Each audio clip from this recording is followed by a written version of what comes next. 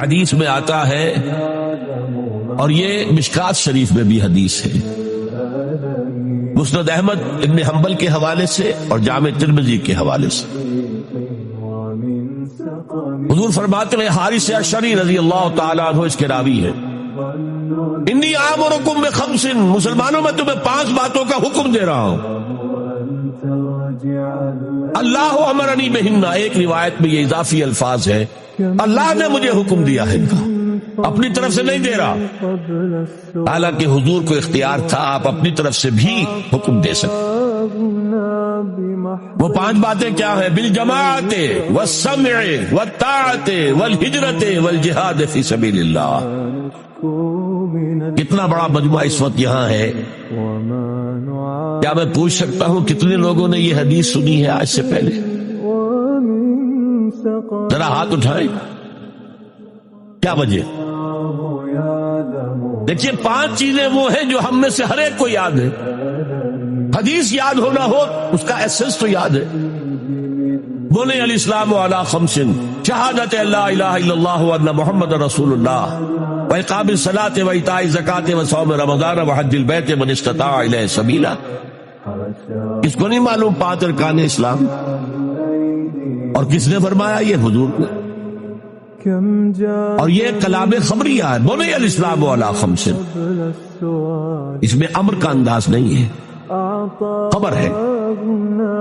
اسلام کی تعبیر 5 بنیادوں پر ہے، یہ حدیث ہمیں یاد ہے، اور جس کے کہہ رہے ہیں میں حکم دیتا ہوں تمہیں اور اللہ نے مجھے حکم دیا ہے، یہ 5 باتیں ہمارے ذہن سے نکل گئی، اس لیے کہ ہمارے ذہن میں اسلام کا تصور مذہب کا ہے، دین کا ہے ہی نہیں۔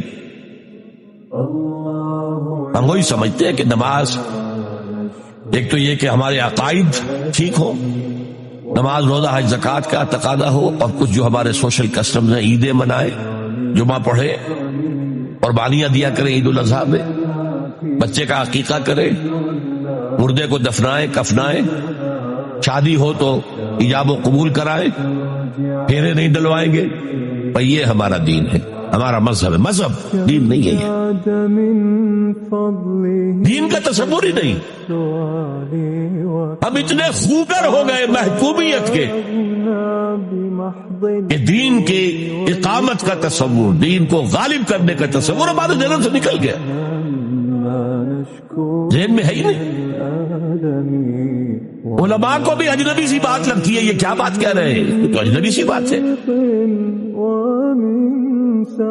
اس لیے کہ ہمارے ذہنوں سے تصور نکل۔ پہلے مسلمان بادشاہ تھے، ملوکیت تھی، وہ اسلام تو نہیں تھا، اسلامی نظام تو خلافت راشدہ کا تھا، ابو بکر اور عمر اور عثمان اور علی اور حضرت حسن کو میں مزید شامل کرتا، تب 30 برس بنتے جو حضور نے فرمایا تھا کہ یہ 30 برس خلافت ہے، بعد میں تو ملوکیت آ گئی، یہ بنو امیہ کے بادشاہ تھے، چاہے خلفاء اپنے آپ کو کہلوائے، بنو عباس تو بڑے بادشاہ تھے، شہنشاہ تھے، بڑے محل بنائے تھے، اور یہی حال پھر ان کو ہم کہہ دیتے ہیں عثمانی خلفاء، یعنی ترک بادشاہ اور شہنشاہ، ان کا بھی حال یہی تھا، اسلام کا۔ اس کے بعد آ گئے انگریز، انگریز نے کہا قانون ہمارا ہوگا، کرمنل لا ہمارا ہوگا، CRPC ہماری ہوگی، سول لا ہمارا ہوگا، نظام ہمارا ہوگا، ہاں نماز پڑھ سکتے ہو، روزہ رکھ سکتے ہو، ہمیں کوئی تمہارے مذہب سے کوئی دشمنی نہیں، بلکہ انگریز نے تو بڑی رعایت کی تھی،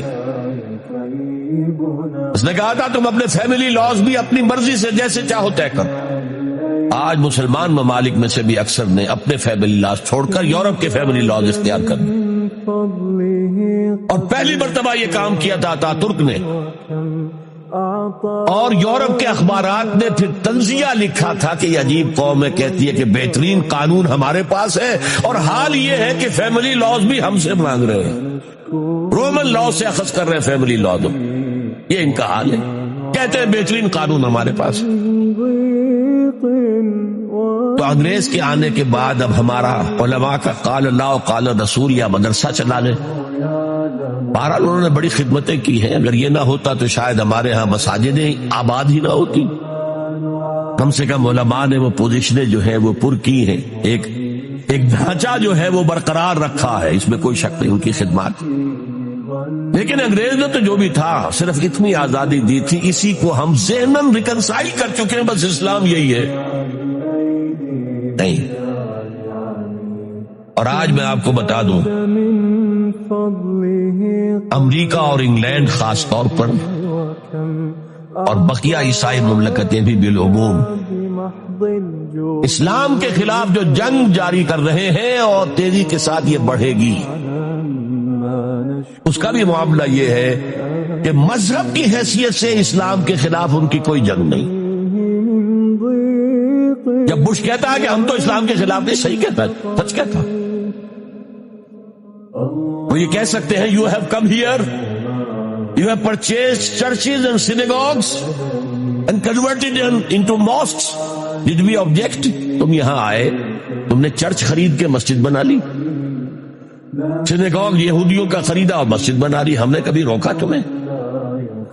تم نمازیں پڑھتے ہو, ہم نے روکا؟ روزے رکھتے ہو, ہم نے روکا؟ بلکہ رمضان میں وائٹ ہاؤس میں ایک افطاری بھی دے دیتے ہیں تمہیں, سیریمونیل.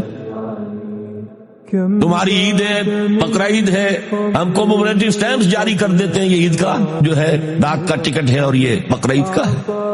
تو مذہب سے تو ہمیں کوئی اعتراض نہیں, لیکن اسلام کا سیاسی, معاشی اور سماجی نظام nothing doing, we will not bear it. نظام ہمارا ہوگا. اور سمجھ لیجئے یہ تاریخ نے پورا سرکل, ایک گھیرا پورا کر لیا. وہ جو مولانا حالی نے کہا تھا, اے خاصہ خاصان رسول وقت دعا ہے, امت پہ تیری آ کے عجب وقت پڑا ہے. وہ دی جو بڑی شان سے نکلا تھا وطن سے, پردیس میں وہ آج غریب الغرباء ہے. کس شان سے نکلا تھا اسلام, اور آج بالکل ریورس ہو گیا معاملہ. اسلام نے یہ کہا تھا اسلام لے آؤ, ہمارے برابر کے بھائی ہو جاؤ گے. ہم یہ بھی نہیں کہیں گے ہم پرانے مسلمان ہیں, سینئر مسلمان ہیں, ہمارے حقوق زیادہ ہیں, تم نیو کمرز ہو, نو مسلم ہو, تمہارے حقوق نہیں, بالکل برابر. یہ نہیں تو اسلام کی بالادستی قبول کرو, چھوٹے ہو کر رہو, ہاتھ سے جزیہ پیش کرو, یؤتوا الجزیۃ عن ید وہم صاغرون. پھر تم یہودی رہو مذہب کے طور پر. نظام ہمارا ہوگا دین حق کا, وہ غالب ہم نے کرنا ہے. محمد الرسول اللہ بھیجے گئے دین کو غالب کرنے کے لیے. ہمارے اندر طاقت نہ ہو تو کیا کریں, مجبور ہے. لیکن طاقت ہو اور پھر دین کو غالب نہ کریں تو ہم تو غدار ہیں اللہ کے. لہذا کیا کہتے تھے, ایمان لے آؤ برابر کے ہو جاؤ گے, نہیں تو رہو تم عیسائی رہو, یہودی رہو, مجوسی رہو. ابھی شروع میں ان تین سے ہی معاملہ چلا, لیکن اسلام کی بالادستی نظام ہمارا ہوگا, باقی تم نیچے رہو.